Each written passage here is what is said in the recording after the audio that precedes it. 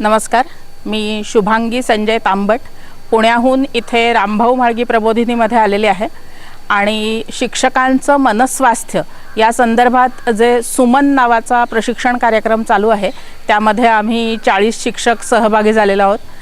3 दिवसाच्या या प्रशिक्षण कार्यक्रमामध्ये आपल्या भावभावनांची ओळख आम्हाला सगळ्यांना होते आहे आणि अतिशय सुंदर पद्धतीने हा प्रशिक्षण कार्यक्रम चालू आहे।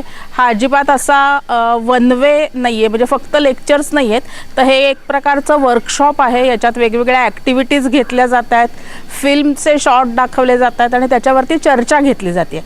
मग एकूणच आपल्या दैनंदिन जीवनामध्ये सगळ्या भावना हरवल्या गेल्यात की काय आणि थोडं भावना शून्यतेकडे शिक्षक जात आहेत की काय हे लक्षात घेऊन या नवीन शैक्षणिक धोरणामध्ये ज्याचा अधिक विचार केलेला आहे त्याचं प्रशिक्षण आत्ता आम्हाला इथे दिलं जातं आहे। आपल्या नकारात्मक भावनांचं व्यवस्थापन कसं करावं, सकारात्मक भावनांचं दृढीकरण कसं करावं याची सांगोपांग चर्चा या सगळ्या प्रशिक्षण कार्यक्रमामध्ये होती आहे आणि याचा आम्हाला आमच्या कॉलेजमध्ये गेल्यावरती विद्यार्थ्यांशी संवाद साधताना, विद्यार्थ्यांना समजून घेताना खूपच उपयोग होणार आहे आणि अतिशय उत्तम अशा या जागेमध्ये बाकीही सगळ्या सुविधा उत्तम असताना होणारं हे प्रशिक्षण हे अतिशय अमूल्य आहे।